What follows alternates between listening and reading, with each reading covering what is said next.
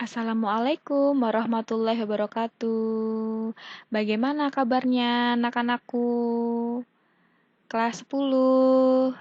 Semoga kalian tetap sehat dan selalu semangat ya dalam mengikuti pembelajaran daring pada kali ini. Dan kali ini Ibu akan menjelaskan singkat mengenai komunikasi industri pariwisata. Dan komunikasi industri pariwisata di sini ada 4 bab untuk pembahasan di semester ini. Dan yang pertama Ibu akan menjelaskan tentang bab 1 mengenai berkomunikasi di tempat kerja. Oke, jadi ini apa itu komunikasi? Komunikasi itu menjadi faktor penentu loh dalam keberhasilan menjalankan bisnis. Berkomunikasi dengan rekan bekerja, baik internal, kantor, atau perusahaan maupun eksternal, atau kolega dan masyarakat pengguna jasa. Memerlukan keterampilan berkomunikasi, sikap dan budi bahasa yang santun, senyuman yang ikhlas, ramah dan penuh perhatian, serta mudah mengucapkan terima kasih dan permohonan maaf akan mewujudkan rasa saling menghormati dan kerja sama yang semakin erat di dunia bisnis. Gitu. Dan selanjutnya, produktivitas kerja karyawan pun akan tercapai. Itu ya untuk intinya dari komunikasi. Dan untuk pembelajaran pada bab ini tujuannya yaitu yang pertama, menjelaskan pengertian, jenis, dan unsur pembentuk komunikasi. Kedua, menjelaskan faktor-faktor proses dan media komunikasi. Ketiga, menjelaskan teknis dan estetika berbicara. Dan yang keempat, melakukan komunikasi yang efektif. Di bab ini cukup banyak yang harus kalian pelajari, dan di sini Ibu akan menjelaskan singkat inti-inti serinya saja. Dan untuk selanjutnya, apabila kalian belum paham mengenai pembahasan bab ini, bisa kalian lanjut untuk membaca PDF ini ya. Di bab 1 ini, di topik 1, bisa kalian baca PDF-nya lebih lanjut. Dan apabila kalian masih belum jelas, bisa langsung menghubungin Ibu ya, Ibu Cantika. Oke. Tentang yang pertama, poin A, pengertian komunikasi. Komunikasi berasal dari bahasa Latin, yaitu communicare, yang berarti memberitahukan. Nah, beberapa pengertian komunikasi menurut beberapa ahli, antara lain dijelaskan di bawah ini. Nah, ini ada beberapa ya, ini kan bisa kan baca langsung. Menurut McFarland, menurut Kate Davis, menurut Dr. Phil Astrid, kemudian menurut Kamus Besar Bahasa Indonesia, dan dalam ensiklopedia administrasi. Dan dari semuanya itu dapat ditarik simpulan ya untuk pengertian komunikasi, yaitu suatu proses kegiatan penyampaian warta, pesan, informasi yang mengandung arti dari satu pihak kepada pihak lain dalam usaha untuk mendapatkan saling pengertian. Nah, ini merupakan pengertian dari komunikasi ya anak-anakku. Oke. Lanjut ya, kita ke unsur-unsur komunikasi. Unsur-unsur komunikasi ada komunikator, yaitu orang yang menyampaikan informasi atau pesan. Contoh, seorang manajer perusahaan berpidato di depan karyawan. Kemudian yang kedua, komunikan atau communicate. Orang yang menerima informasi atau pesan, contohnya para karyawan yang sedang mendengarkan pidato sebuah manajer perusahaan. Ketiga, pesan atau message, yaitu berita atau informasi yang mengandung arti atau inti yang disampaikan oleh komunikator. Contoh, rambu lalu lintas, spanduk, dan papan reklame. Keempat, media. Media adalah alat atau saluran yang digunakan untuk menyampaikan pesan atau informasi, baik secara langsung maupun tidak langsung. Contoh, televisi dan telepon. Kemudian yang kelima, respon atau feedback. Tanggapan dari pihak komunikan terhadap pesan yang disampaikan oleh komunikator. Nah, di sini ada beberapa jenis tanggapan ya atau respon. Ada zero feedback, ada positive feedback, ada neutral feedback, dan ada negative feedback. Oke, kita lanjut ke poin C tentang proses komunikasi. Nah, ini merupakan komunikasi ya prosesnya ya. Coding, message, channel, receiver, decoding, respon, dan search communicator. Itu ya. Nah, ini. Langkah-langkah proses komunikasi dapat dijelaskan di bawah ini. Komunikator memiliki gagasan, komunikator membuat dan menyusun sandi-sandi, perkataan dan lambang-lambang dan sebagainya. Nanti kalian bisa baca lebih lanjutnya lagi. Nih. Nah, ini contoh-contohnya komunikasi satu arah, komunikasi yang langsung dari satu pihak saja. Nih ya, jadi menurut arah prosesnya, komunikasi dibedakan menjadi komunikasi satu arah dan dua arah dan segala arah. Ada komunikasi satu arah, komunikasi yang berlangsung dari satu pihak saja. Nih, nah ini kayak gini ya konsepnya. Kemudian komunikasi dua arah merupakan komunikasi yang berlangsung antara dua pihak dan ada timbal balik dari komunikator maupun dari komunikan. Ada komunikasi vertikal, dalamnya horizontal dan diagonal. Itu termasuk bagian dari komunikasi dua arah. Nah, untuk ini komunikasi segala arah merupakan komunikasi yang berlangsung dari beberapa komunikator dan komunikan yang saling berinteraksi yang tingkat kedudukan serta kewenangannya berbeda-beda. Contoh diskusi yang terjadi antara anggota rapat. Tuh. Lanjut kita ke poin D tentang jenis-jenis komunikasi. Ada komunikasi menurut lawan, ada komunikasi menurut jumlah, ada komunikasi menurut maksud, ada komunikasi menurut jalur komunikasi, ada komunikasi menurut ruang lingkup, ada komunikasi menurut kedinasan, dan di dalam kedinasan ada lagi ada komunikasi menurut cara penyampaiannya, ada komunikasi dari segi kemasan pesan. Kemudian komunikasi nonverbal yaitu komunikasi di mana pesan disampaikan tidak menggunakan kata-kata.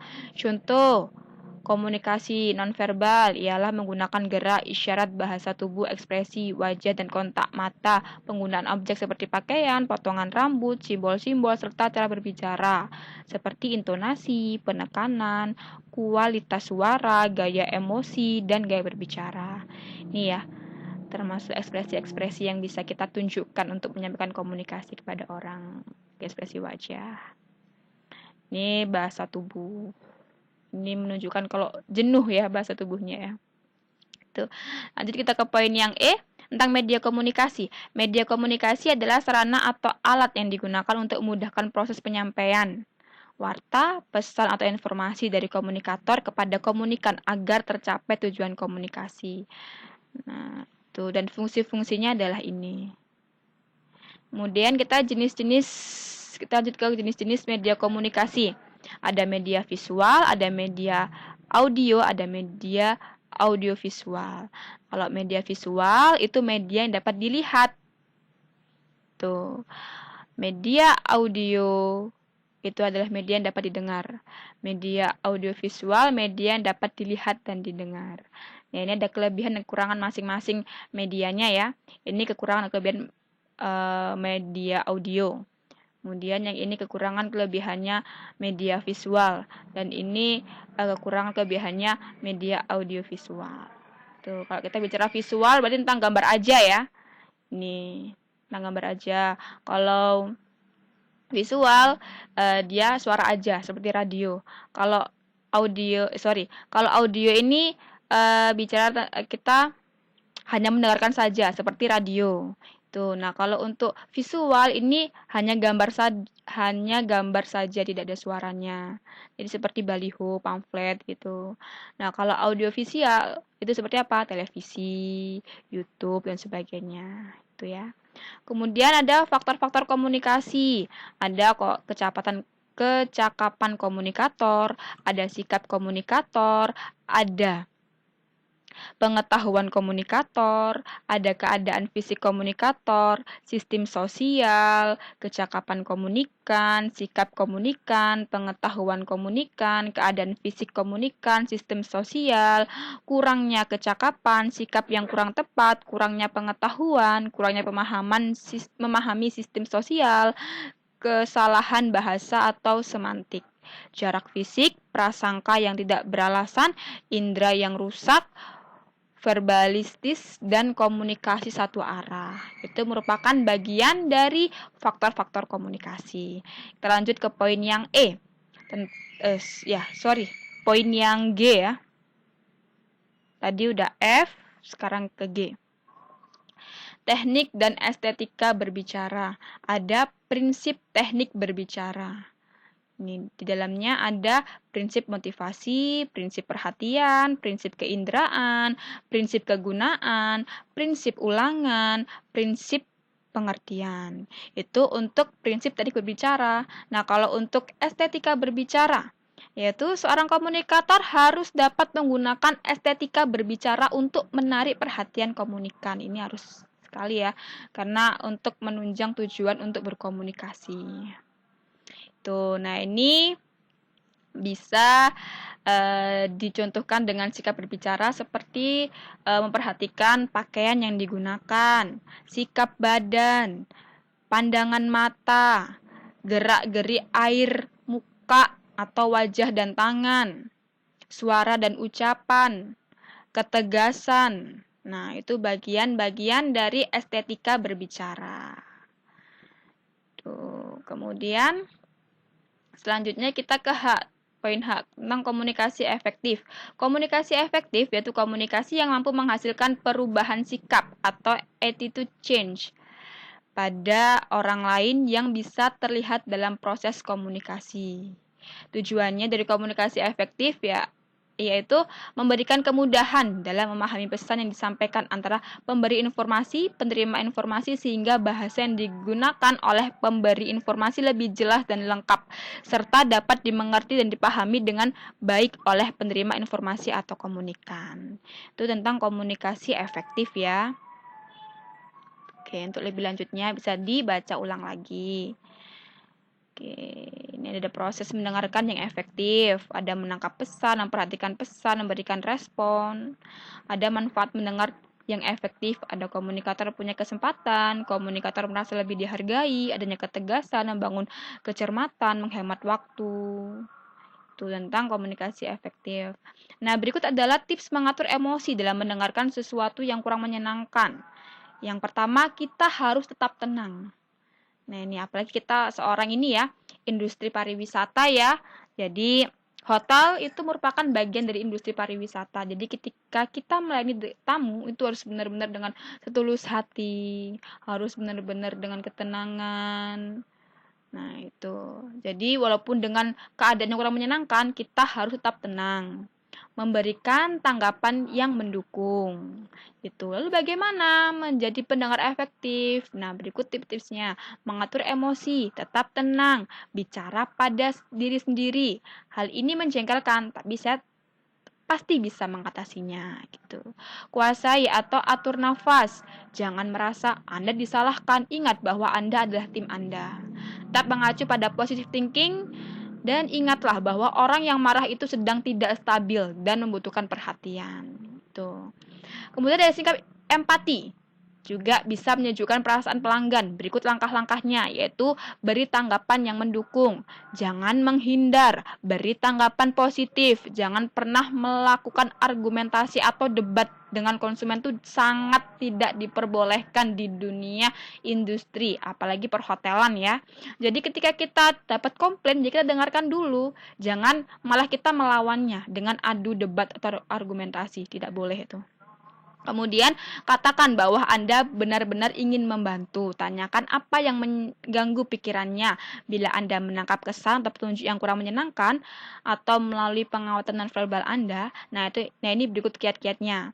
Yaitu pastikan Anda berdandan rapi dan serasi, tidak berbau badan. Ini penting sekali dalam pelayanan ya. Sekali lagi kita industri perhotelan, kita adalah pelayanan. Tuh. Kemudian selalu menyapa dengan ramah, biasakan tersenyum, biasakan dengan tempat kerja yang bersih dan rapi, biasakan sikap percaya diri, tidak membuat kesimpulan terlalu cepat, hati-hati dengan sikap tubuh, ekspresi wajah, dan gerakan tubuh. Ini sangat mempengaruhi sekali. Jadi jangan menunjukkan kalau kalian tuh udah malas, udah marah, itu tidak boleh, dilarang ya. Kemudian perlakukan teman kerja dengan sopan. Jadi boleh bercanda, boleh ini, tapi kita juga harus tahu batasannya. Nah, ini dengan menggunakan kata-kata penghalus. Ini ya, seperti mungkinkah bila, thank you, terima kasih, please, silakan. Seperti kalau di reception ya, kalau kita angkat telepon. Contohnya seperti ini. Hello, Cantika speaking, how may I assist you? Gitu kan. Itu tentang menawarkan untuk ada yang bisa saya bantu gitu. Jadi kalau kayak gini. Hello, Cantika speaking. Can I help you? Nah, itu kurang pas. Jadi yang pas adalah Hello, Cantika speaking. How may I assist you? Gitu. Jadi lebih halus lah kata-katanya. Itu. Ada ini, please silakan. Maaf saya tidak. No, thank you. Pardon me. Dapatkah Anda membantu saya? Bagaimana kalau? Nah, ini kata-kata yang harus kalian pahami ya. Kemudian kesalahpahaman dalam komunikasi mungkin terjadi karena beberapa hal di bawah ini. Mungkin pemahaman yang rendah atau kurangnya prosedur yang tepat, teknik berkomunikasi yang rendah, kurangnya penghargaan terhadap budaya orang lain, kurangnya penghargaan terhadap kolega lain, prasangka, rasisme, lockdown. Ini jangan ditanamkan dalam diri kalian ya. Jadi bersikaplah netral. Gitu. Kemudian ini ada sikap yang menyenangkan dalam komunikasi, ada enthusiasme, ada an outgoing and affable nature, sensitivity, knowledge and good, organization, flexibility, honesty, sense of humor, decisiveness, good health, karisma, treating. Nah, itu jadi ada 11 ya yang sikap-sikap yang menyenangkan dalam berkomunikasi. Nanti kan bisa baca pengertiannya langsung ya untuk kan pahami lebih lanjut. Kemudian ini adalah sikap-sikap yang tidak disukai dalam berkomunikasi. Nah, ini yang harus kalian hindari ya. Treating college with apathy, brushing college, giving college, being called to college, treating college with condescension, working like a robot, getting hang up on the rule book. Nah, ini ya. Jadi ini sikap-sikap yang harus kalian hindari ini. Karena ini kebanyakan tidak disukai dalam berkomunikasi. Oke, seperti itu. Nah, ini rangkumannya ya. Jadi intinya itu proses komunikasi merupakan langkah-langkah pertukaran informasi atau pesan dari komunikator kepada komunikan dengan menggunakan media dalam usaha mencapai suatu pengertian. Proses komunikasi pada dasarnya menekankan hubungan antara pihak-pihak tertentu, baik hubungan antara satu orang dengan yang lainnya, antara satu orang dengan orang banyak, maupun hubungan antara satu kelompok orang dengan kelompok lainnya. Dan lambang komunikasi adalah sebagai media yang digunakan komunikator untuk pengaruhi komunikan agar terbentuk pengertian yang sama, sehingga pesan atau informasi yang disampaikan oleh komunikator menjadi jelas. Dan dalam berkomunikasi, ada beberapa sikap yang disukai dan ada beberapa sikap yang harus dihindari dalam berkomunikasi. Untuk mendapatkan kesan yang baik dan membina hubungan dengan orang lain, hendaknya melaksanakan beberapa hal yang disukai dalam berkomunikasi dan jadilah pendengar yang efektif dalam berkomunikasi. Itu ya intisari dari bab 1 tentang komunikasi di tempat kerja. Ini harus kalian terapkan kelak kalau kalian sudah berada di industri. Contohnya pada saat prakerin di kelas 2 esok. Nah, ini harus kalian terapkan. Teknik berkomunikasi yang baik, melayani dengan baik. Itu ya. Nah, di sini ada yang namanya glosarium. Ini bisa kalian pahami tentang glosarium di bawahnya rangkuman ya. Oke, ini ada bahasa-bahasa yang mungkin belum kalian mengerti tentang body language, fonologi, sintaksis, semantik, magic words. Nah, ini bisa kalian pahami lebih lanjut. Oke. Kurang lebih seperti itu dari Ibu untuk penjelasan bab 1.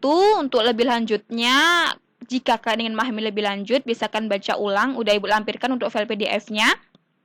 Kemudian untuk tugas Ibu akan berikan di akhir nantinya. Jadi tetap harus kalian cek terus untuk learning. Jangan lupa untuk absen juga. Nah, untuk bab 2 Ibu akan lanjutkan di sesi selanjutnya. Terima kasih. Selalu semangat. Jangan lupa mengerjakan tugas. Tetap stay di rumah. dan jaga kesehatan selalu. Wassalamualaikum warahmatullahi wabarakatuh.